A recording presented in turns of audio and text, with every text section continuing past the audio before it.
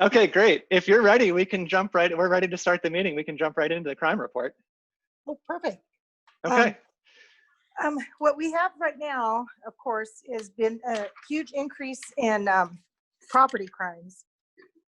And that's with theft from motor vehicles, burglaries. I'm not sure how that's happening since everybody should be staying at home, but we have had a huge increase in those.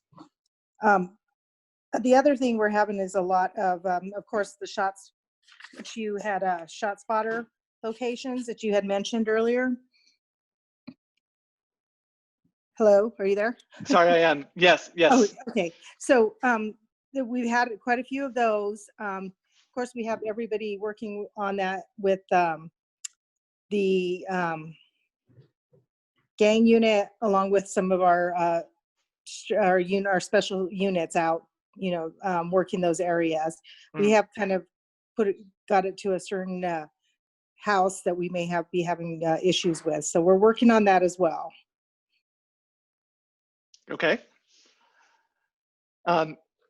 Does anyone feel free to jump in, unmute your mic if you'd like to ask a question. If not, I can ask a couple that I have. So I have a question. Sure, Marisol, go ahead. So today I had some packages delivered to my house. They did not belong to me, they belong to my neighbors, but a lot of my neighbors have been complaining that the packages are being delivered to different addresses. What are they doing with that? Has there been any robberies with packages? No, we've had a few, but there hasn't been a huge number of them. The one thing I would suggest is maybe you use they have Amazon, the boxes that are located at some of the 7-Elevens or those, or have it sent to a different location where somebody can actually accept it. That way we get the right name and address on it. I hadn't heard about that though, as far as packages being delivered to the wrong people. Okay, and then my other question for you is, there was gunshots last night, 25th and Marion. Can you give us an update on that? 25th and Marion. Let me see. I can maybe pull it up on some of the officers who are out on scene. Let's see. Let me go back. I apologize. I'm trying to. No worries. Let's see. Here we go. And you said it happened last night at 25th and Marion? I believe that's what you said, Marisol. Is that correct?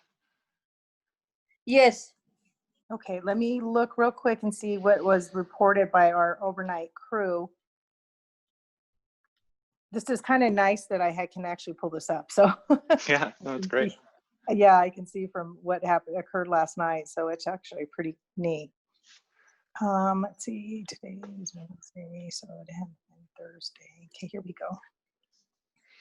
It looks like, and what time did it occur at? It was around 9 o'clock. Around 9 o'clock. Okay, so I don't have anything from the overnight guys, so maybe let me check the other.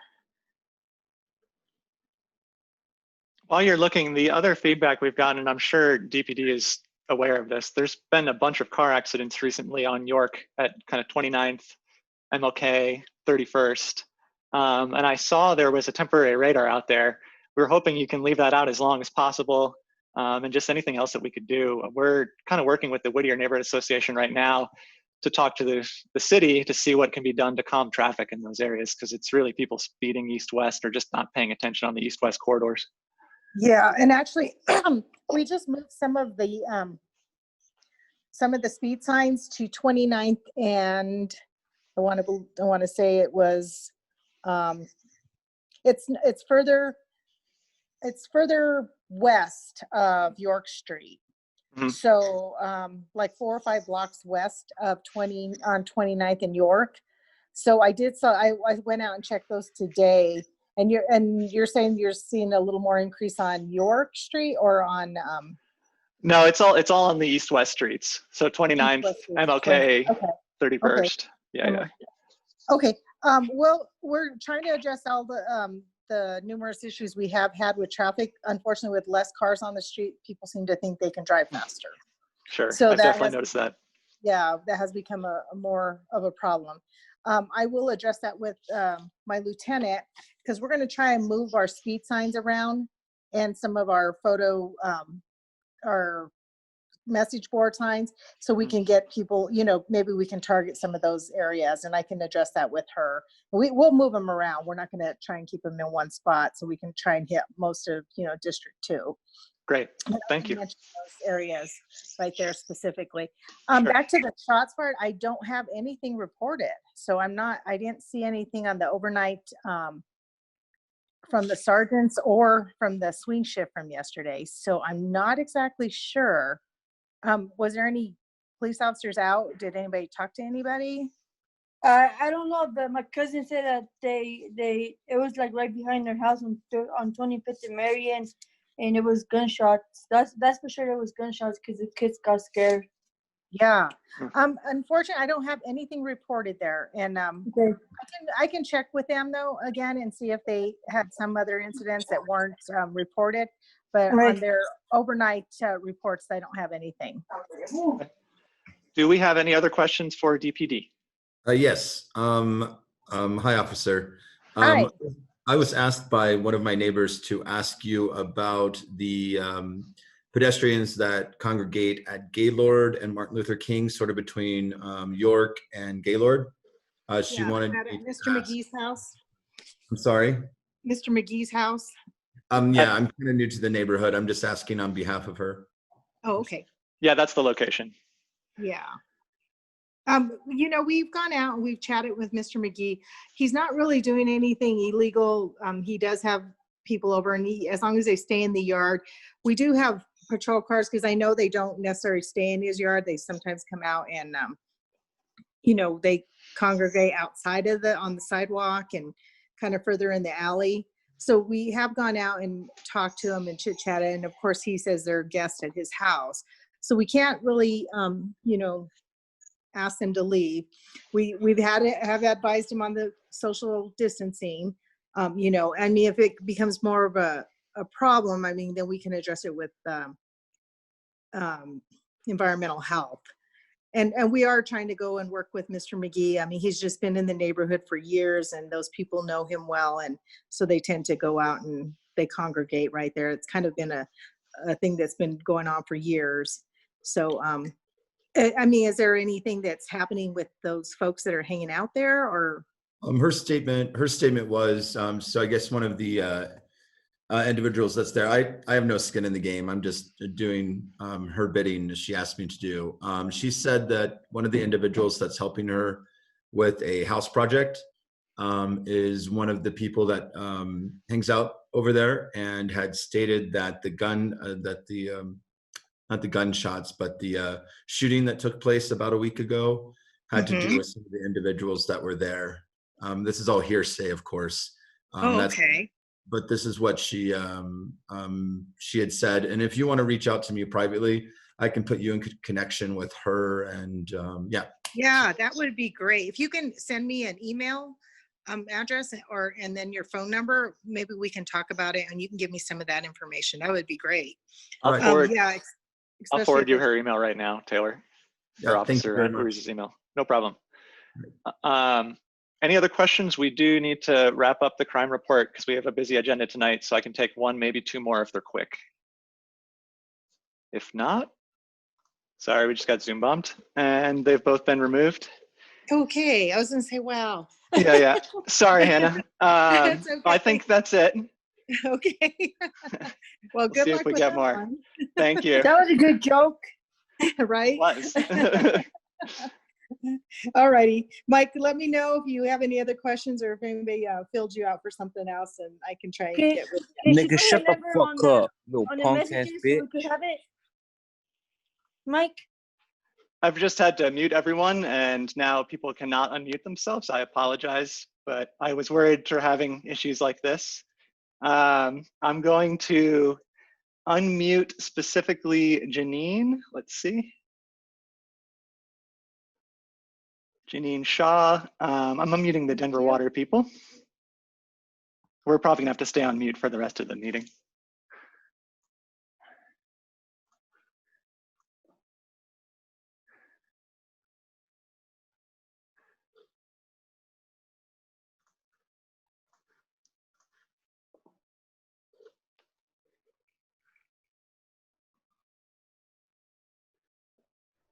Juliet and Meg. Okay, unmuting Meg. I apologize about the disruptions here, everyone. I don't know if you can see me blushing. Okay, so I believe we have all three from Denver Water unmuted. Great, thanks so much. We really appreciate the opportunity to be here with you tonight, and we'll figure out how to make sure we can answer any questions that you may have. I'm not sure if the chat box is going to be that route, but we'll try and figure that out. So with me here tonight, again, my name is Meg Truby. I am the Government Community Relations Manager for Denver Water, and I have two colleagues with me here tonight, Julieta Quiñones and Janine Shaw. Maybe one other colleague here named Pam Williams, listening in and helping to take notes. We have quite a bit of info to share with you tonight, so we'll go ahead and try and, Julieta's gonna try and take over the screen. Mike, if you can stop sharing yours. So Julieta, I'm gonna make you the host of the meeting. Perfect. So that way no one else should be able to share except for just you. And then when you're done, just host it back to me. Perfect. Okay. Would I be getting a request to become host, or? It should just automatically happen there. You should be host now. Let me share my screen. And here, I can stop my sharing. Oh, I'm sorry.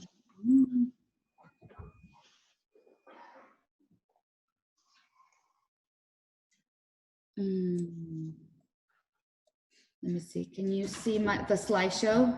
Yes. You can see it, but Okay. in notes view, yeah. There we go. All right. I think it takes a minute to load. It's still in sort of whatever mode it is when we edit it. Can you hit the button from beginning? Yes. Let me see.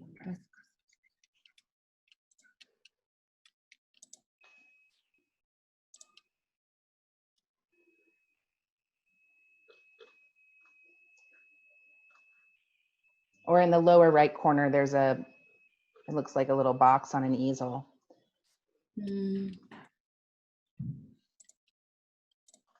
Just to the left of the Zoom, the first icon. Keep going. Hold on.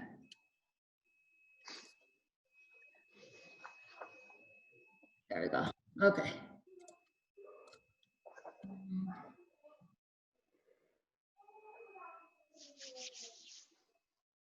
Sorry, guys. It always makes things harder when you have everybody watching you. It really does, the pressure. So much pressure. Well, we can keep it like this. I mean, that doesn't matter to me if you guys can see the slides on the left or not. I can see it perfectly fine. So, okay. Yeah. So Julieta, can you just click to slide 2? Yeah, I'm trying to get it so that it's not showing the notes. But it's not letting me. Hold on. No, oh, there you go. The notes. Yep. Perfect. All right. All right. So.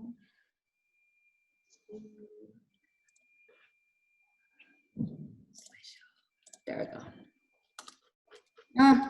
You'll still be able to see the notes. Are you able to see the notes? No. No. But awesome.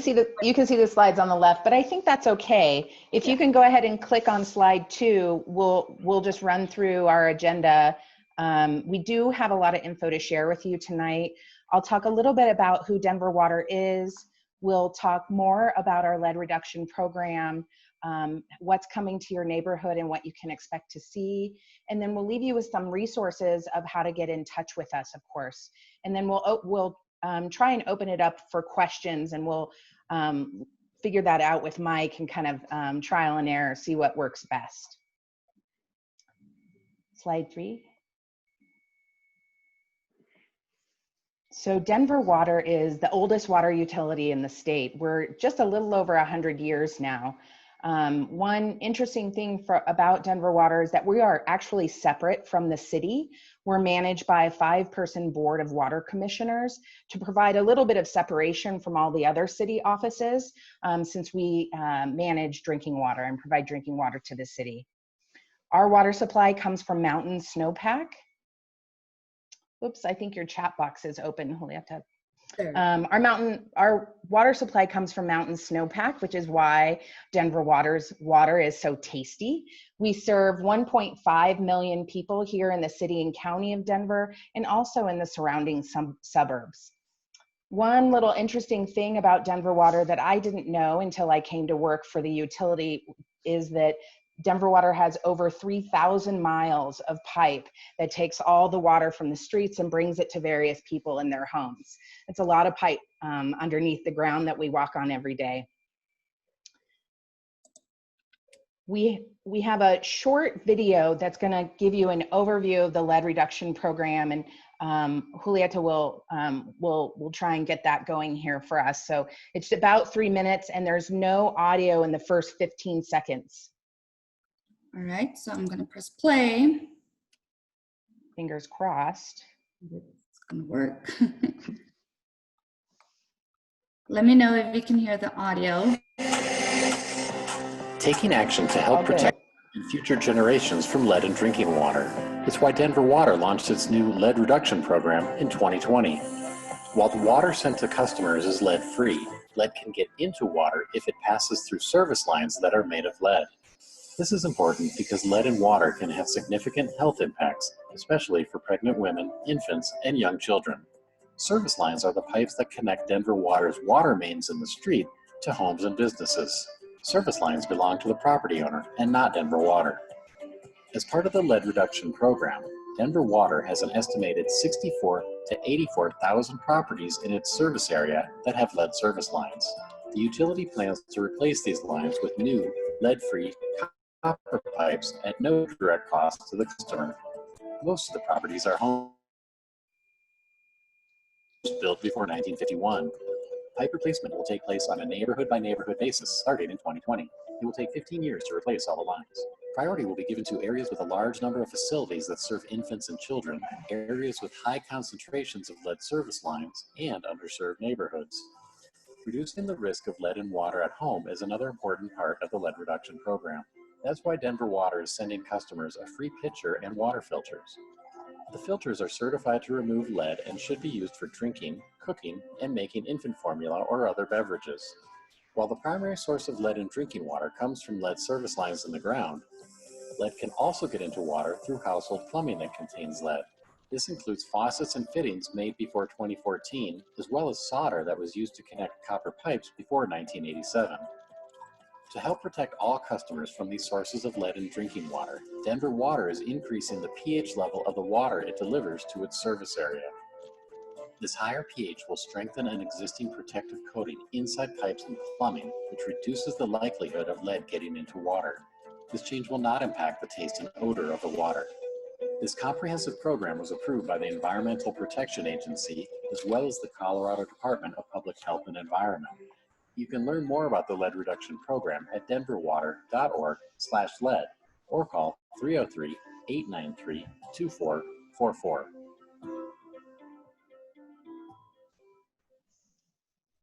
Great. Thank you, Julieta. Okay. So we'll talk about each of the lead reduction program elements, which are highlighted. The major portion of the program are highlighted there in blue, but I wanted to take just a second to talk about how Denver Water got here and got to the lead reduction program.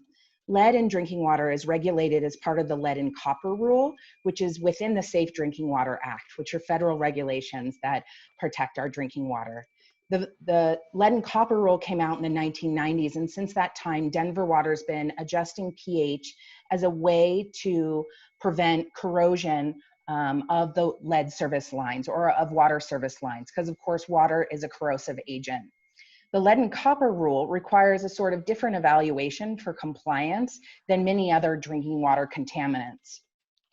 For this rule, every water system over a certain size has to sample a segment of their population's homes that are likely to have lead service lines to figure out if lead is actually coming out of the tap of people's homes. 90% of those samples have to be below a certain action level.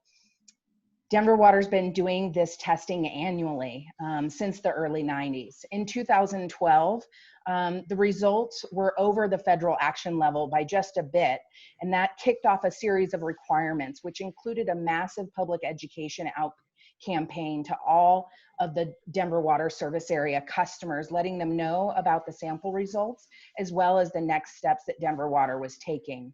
Over the course of the next 5 years, Denver Water worked with the Colorado Department of Public Health and Environment to really investigate and evaluate what happened and how we could prevent this from happening in the future. We presented our final results to the State Health Department in late 2017. About 6 months later, the State Health Department designated orthophosphate as the best water quality treatment additive to prevent corrosion in water service pipes. That, however, created some concern from Denver Water and several other watershed groups and downstream wastewater utilities, because we live in an arid environment, and we've worked for many years to remove nutrients from our rivers and our water supplies. Orthophosphate is a nutrient, and it would mean putting a nutrient back into our drinking water system, subsequently our wastewater system and our rivers and streams on a permanent basis to protect the coating inside of our service lines. In 2018, Denver Water and these watershed groups, as well as many others, went into a stakeholder process to figure out a possible better way to get the lead out and to deal with the corrosivity of lead service lines and the exposure risk to our population. So in 2019, what we came up with this holistic approach and presented the idea as a variance, which might be a term you hear, to the State Health Department and the EPA, recommending this program. So to go over the program, the first component of the program is corrosion control treatment. That means optimizing our water quality so that we don't corrode the pipes that are already in the ground. We'll talk a little bit more about pH as a corrosion control treatment method in a minute. Lead service line inventory is really trying to figure out what's in the ground, because of course Denver Water does not own the service lines that connect from the main into people's homes. So our records are not as solid as they could have been if they were owned by Denver Water. We have a filter program that adds another layer of protection for folks against exposure to lead. Then of course the heart of the program is getting the lead out of the ground and doing lead service line replacements. Denver Water will pay to replace the lead service lines that attach from the main to the home and replace that with a copper service line, which is industry standard. And then the final component of the program is communications. We can't do the program without talking to folks and helping them start a dialogue with us to help them understand the program and help engage in the program. Sorry, my screen just fritzed out there for a minute. So corrosion control treatment. pH is the level of, it's a scale of how acidic or alkaline the water is.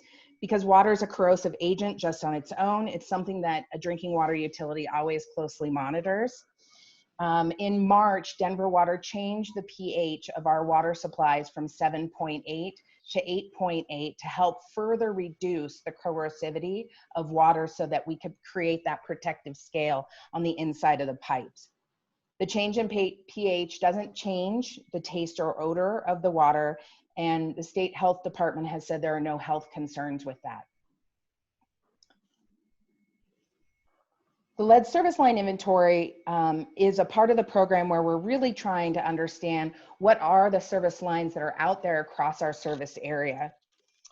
We've compiled the information that we have into an online searchable database, and that's the screenshot that you see right here, denverwater.org/lead. And this is the snapshot that you'll see once you go to that website, and you can put in your home address there to find out the likelihood of your home having a lead service line, or even your apartment building if you live in a duplex or another multifamily dwelling. We'll continue to update this program, this inventory over time.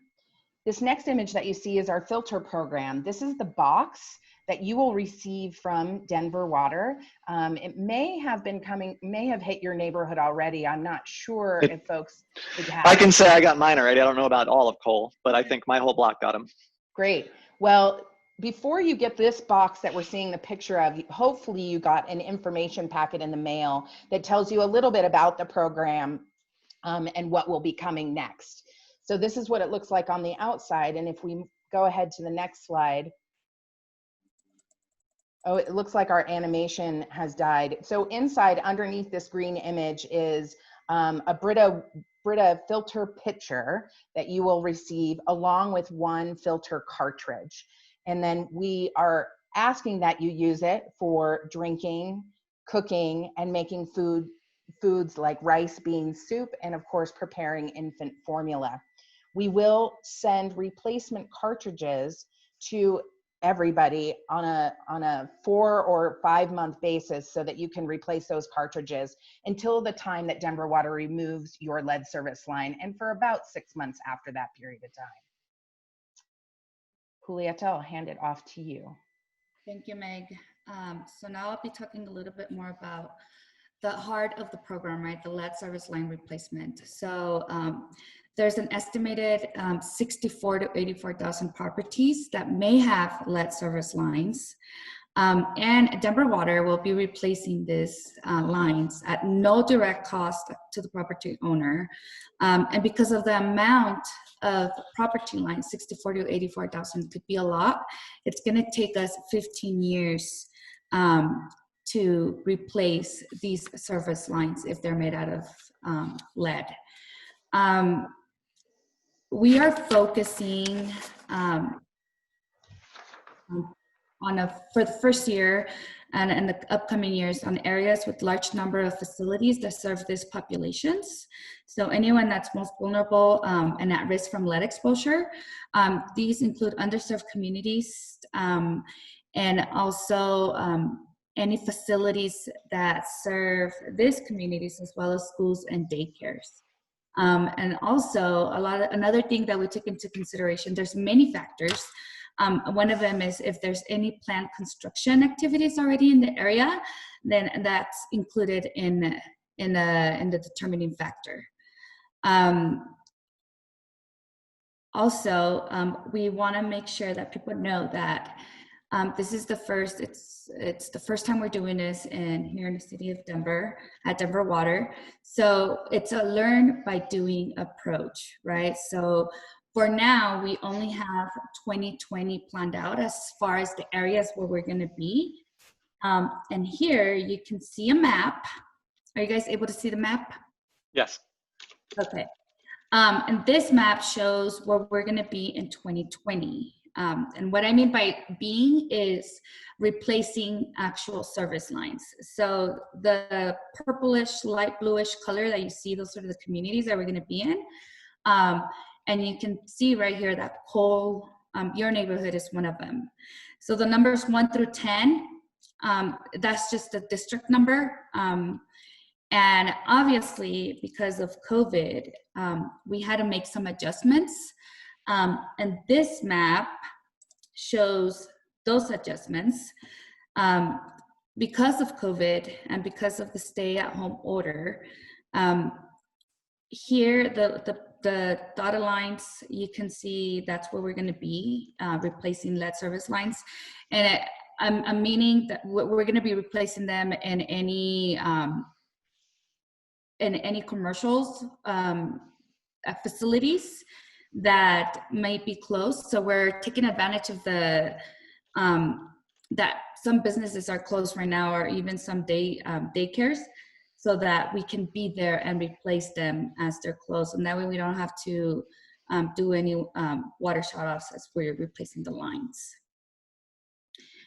Another key component that in order for this program to be successful, we need to do successful communication, outreach, and education to our communities. And that's exactly what we're doing right now, presenting to you and really informing and raising awareness about the program, right? About the proper way to flush. Also, how to use a filter, because as many of you know, it's a huge habit change. It's a habit to use a filter, so we need to make sure that communities are using the filter. And also, we really want to make sure that we're engaging everybody in this program and that we're communicating to everyone. And this means people that are communities that are hard to reach, and that are at higher risk in those hard to reach communities.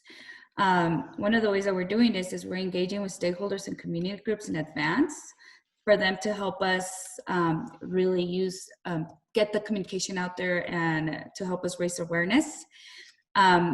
Something really excited is that some of the materials that some of you have already received either through filter or through the mail, some of them have been translated in Arabic. And why Arabic? Because it's one of the top 10 languages in the city of County of Denver. And we understand the need for communities to be, we don't want language to be a barrier. So we really want them to be informed. And all the other materials are bilingual. So if you go to our website, you'll be able to find a lot of the educational materials and even videos in Spanish. Another exciting thing is our ambassador program, right? So we can't do this without partnering with any nonprofit organizations, and I'm meaning trusted community organizations that do grassroots work. And the goal of it is to reach more people, especially those communities that are hard to reach, like I mentioned before. And through the ambassador program, we're hoping to integrate information about the lead reduction program, also the importance of using a filter and to properly use it into existing community activities or events, and really activate people to create awareness about the LRP or the lead reduction program, and the importance of using filters. And we use this, we've launched the ambassador program, and obviously because of COVID, we have shifted our outreach to be done virtually. And as I'm pretty sure that as many of you have had experience with other organizations or other institutions having to do everything virtually, what we mean by that is virtual presentations, right? Upcoming telephone, web town hall meetings that we have planned. Being able to offer online office hours so that people can call in, and ask any questions that they might have about the program itself. We're also working on developing an online self-guiding learning model that people can go into our website and really in a very interactive way learn about the program. And a lot of this virtual work, outreach work, we're gonna do through our partners and their extensive networks in the community. And then finally, this is just, this is some information of where, this is some websites and numbers that you guys can have access to if you guys have any information, or you guys have any questions. You guys can go to denverwater.org/lead, and there you can find videos, you can find FAQs, you can find all kinds of information related to the lead reduction program, including flushing instructions.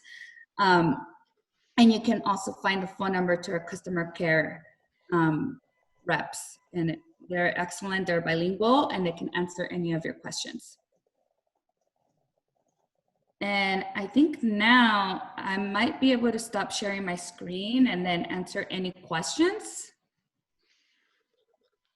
Okay, I just reclaimed the host. Let's see what we can do here.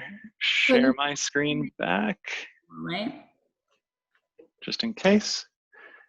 And then I'm going to allow chat first so we can take questions again in chat.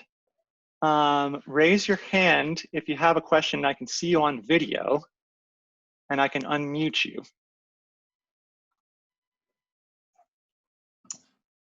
Do we have any questions? Let me look at the chat box too. No. Oh, here, I'm gonna unmute Jeff. He did have a question. Hang on.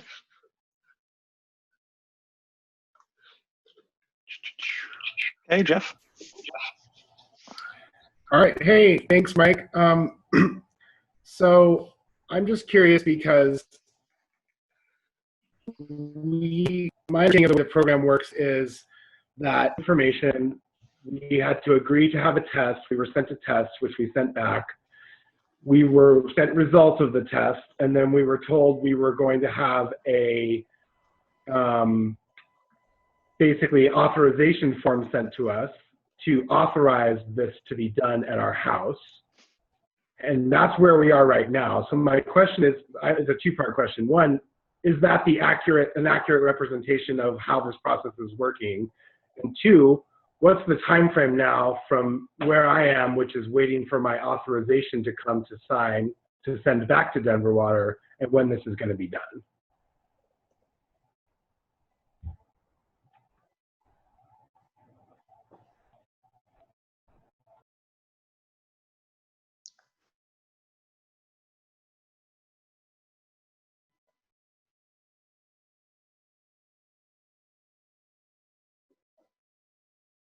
Great. Thanks. There are, Jeff, that's a great question. And there are a couple different ways of getting in the program. One includes that first part of asking for a water quality test and then getting that, doing the test and getting the results. And the other is you're automatically assumed to be in the program because your home is, let's say, for example, 1901 home.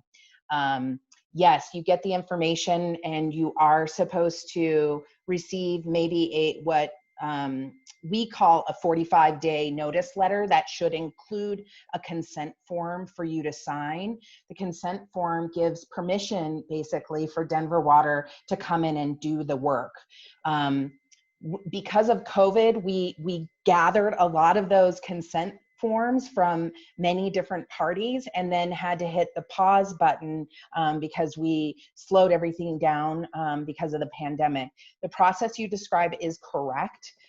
We will, after we receive the authorization, we have 5 different contractor crews who are out across the city working, and we're slowly ramping up that work as things begin to open post the stay-at-home order. And so I can't tell you exactly when that will happen, but once you have the authorization form and you have sent it back, you are in the queue to have that lead service line replaced in this calendar year. One of the things that we're currently working on is trying to get up on our website more accurate information about where we are and for the current week or for the current coming 2 weeks. And we don't quite have that out there yet, but that will be something to look forward to that might give you a little bit more information.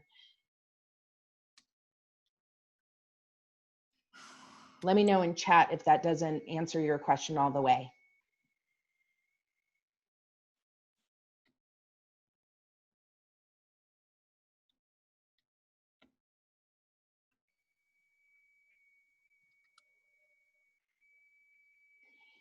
Okay, I have a few other questions in here, Mike, if you want me to go down. Sorry, I was just talking. I thought I was unmuted. Please go ahead. Yeah, please go through the chat. And okay. I was trying to do that for you, so go ahead.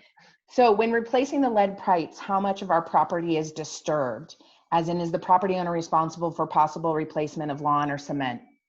So Denver Water tries to do as much as possible a boring to replace the lead service line, which is much less disturbance than if we do sort of an open cut or an open trench work that we try to avoid as much as possible. And Denver Water will do some restoration after the fact. So we don't replace landscaping in terms of flowers and shrubs, retaining walls, etc. But we do replace some lawn and mulch while we're waiting for the right season to do that planting. Another question, if we've already had our line replaced the last 10 years, do we still need to return the test sample kit? There are examples of times when folks have replaced their lead service lines on their own. And if that's the case, please call Denver Water's customer care so that we can talk with you about your specific situation at your home.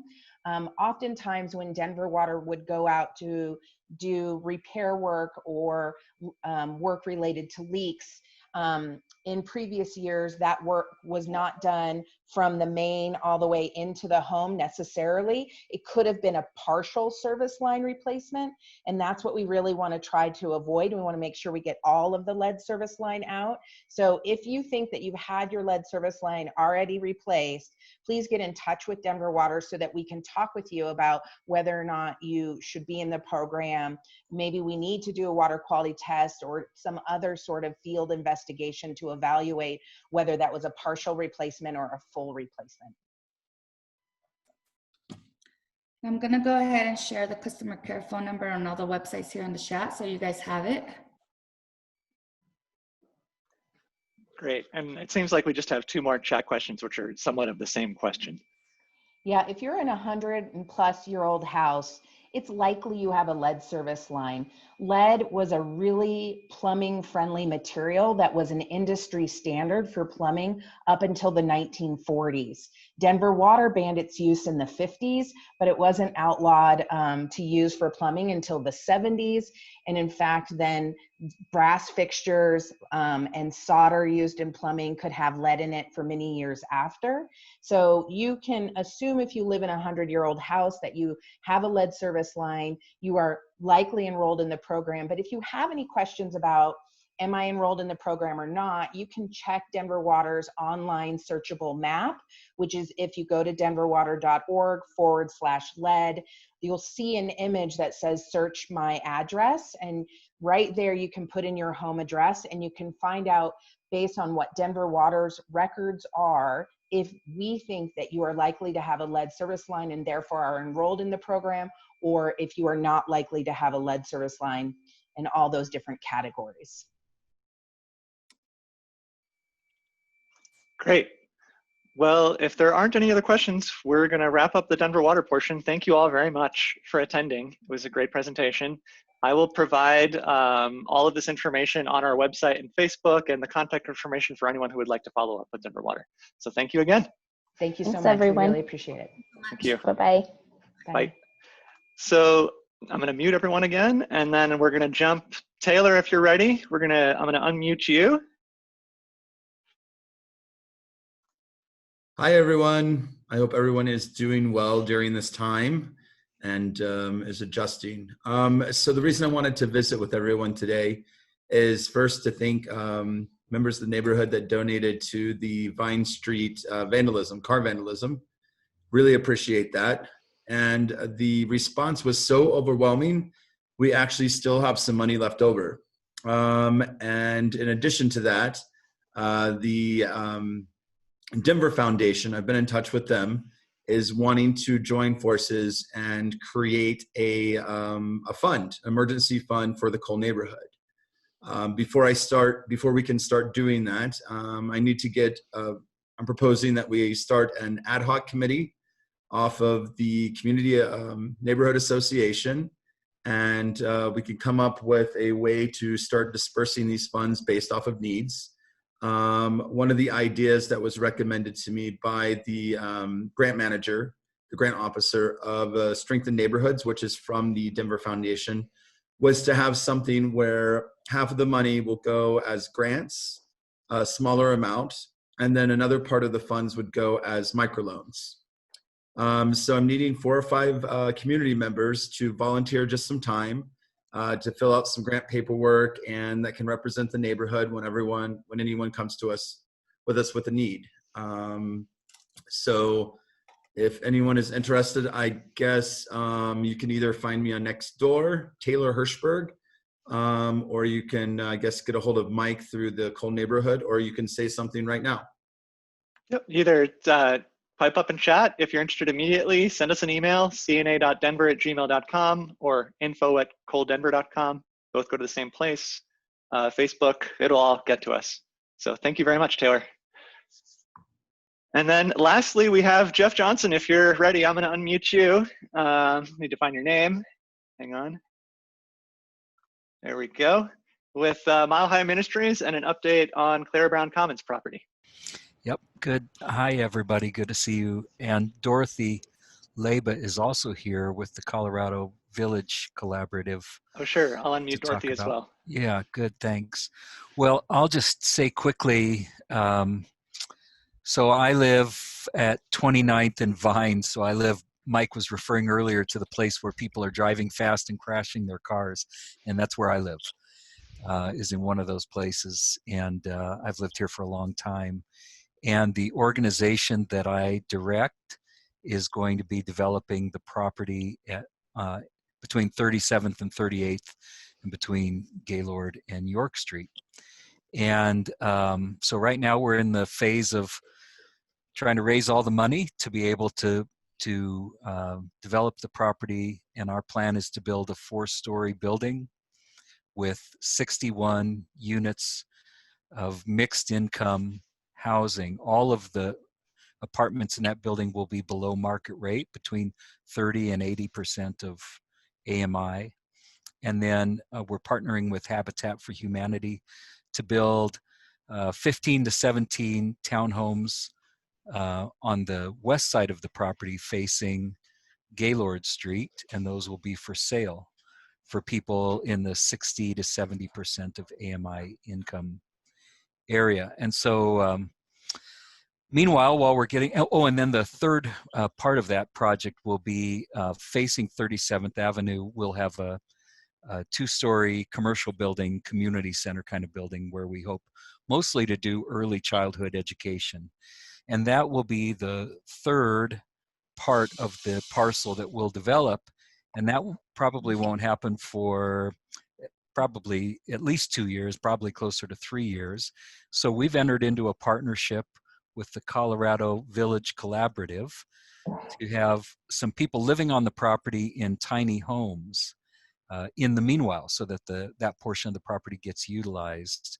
So I thought I'd have Dorothy say a little bit about that. And then I want to come back to anticipating what I'm guessing will be a concern for some of us as neighbors, and that is that there's some people who are living on the edge of the property just in the last few days, and I want to address that and answer your questions. Dorothy, do you want to say a little bit about? Yeah, definitely. Can you hear me okay? Yeah. We can. Okay, great. So again, my name is Dorothy Leva. I am a village organizer with Colorado Village Collaborative. CVC is a nonprofit organization, and we provide a safe space for individuals experiencing homelessness to develop a pathway into permanent housing. So we currently operate the Beloved Community Village, which is Denver's first tiny home village, and currently in Globeville. We have 19 tiny homes there that are occupied by individuals that were homeless that are, again, working on a pathway to permanent housing. As a Denver native, I've seen the housing crisis just devastate families and individuals. And so we were so excited when we saw the vision of Mile High Ministries with the Clara Brown Commons, how it falls into line with the CVC's mission, which is the hope that the Clara Brown community will stabilize lives, expand economic capacity, and deepen the community connectedness. Now, I know there's probably a ton of questions in regards to what are tiny homes, how has it been working, and so I do want to invite, and I know it would take the rest of the night for those questions, so I do want to invite you to a community meeting that we're having next Thursday at 5:30 via Zoom. And Mike, I can share our flyer with you so that you can distribute it to email. I also want to post it on the whole Neighborhood Association Facebook page so that available with that information. And then also provide contact information for myself, my director, and another village organizer, so that when we have the meeting, we have those community questions that we can answer for you. Great. Sounds good. Thanks, Dorothy. Well, Dorothy and I have been getting to know these guys who have showed up on the property just since this last weekend. Some of you who live near there will know that a tent showed up on the public right-of-way facing Gaylord Street. And Mike and Ken are the two guys living in there. And then there's a car also, and a man named Aaron is living in his car parked along the block. So Dorothy and I have gotten to know Mike and Ken. We've hired them to clean up trash and help pull weeds and that kind of thing. And we're working on a really good possibility for permanent housing for them that could even come together this weekend or early next week. So we're really encouraged about that. We don't know about Aaron, who's the guy living in his car. We've interacted with the District 2 police, and you may know that during this time, during the virus, the city is not enforcing its rules about people sleeping in their cars. So if somebody's sleeping in their car, I think in a typical setting, they could stay for 72 hours and then the police would ask them to move along, but they're not asking them to move along at this time. So the police have said there's really nothing we can do about somebody who's living there in their car at this time. However, some folks from Dorothy's organization have been connecting with Aaron, and it seems like he's saying if I could just get my car running, it's apparently broken down, then he would actually like to leave town. So we're hoping that that can happen. Yeah, he's indicating that his tires were slashed, and that there was just a lot of different things going on. He had his car parked there and his battery was dead, and then his tires got slashed. So that was just another economic impact that affected him. So again, one of our village organizers is actually assisting him with getting his tires fixed and mechanical work for his car, because it sounds like once he can get that running, he's able to get off that street and move on to where he was planning on going. Dorothy and Jeff, if you guys need any support with that, I've already built a relationship with a local tire company, and we also have some funds to support with that. If individuals to come together, a few of us to fill that out, we can help them out. That's great. Thanks, Taylor. And hey, by the way, this is Mario. I have a question for you guys. So where did you mention the new location for the units is going to be at, and how many units are you guys building? So it's facing 37th Avenue, and it's kind of right in the middle of the space between York and Gaylord. So the alley was vacated, but it's kind of just to the east of where the old alley would have been. Okay. And Dorothy, are we looking at, is it 14 units, 15 units? Yeah, we're looking at 14 units with a community space as well. And, again, we'll have a lot of these questions answered at the community meeting next week, but the Colorado Village Collaborative is a temporary tiny home village. So I want everyone to realize that it's a temporary tiny home village, and we can get more into that again next week during our community meeting and what that means. Okay, if we have any questions, please type them in chat. If we have any open mic announcements as well, I can take those now. Thank you everyone for attending. I'm going to leave the meeting open for another minute or two just to let whatever questions filter in, but I guess we're basically done. So thank you all. Have a great May, what's left of it. Okay. And I look forward to seeing you both at the meeting next week. I'll definitely be there. Great. Thank you. Thank you. All right. Well, bye everyone. Have a good night. Thank you all. Bye.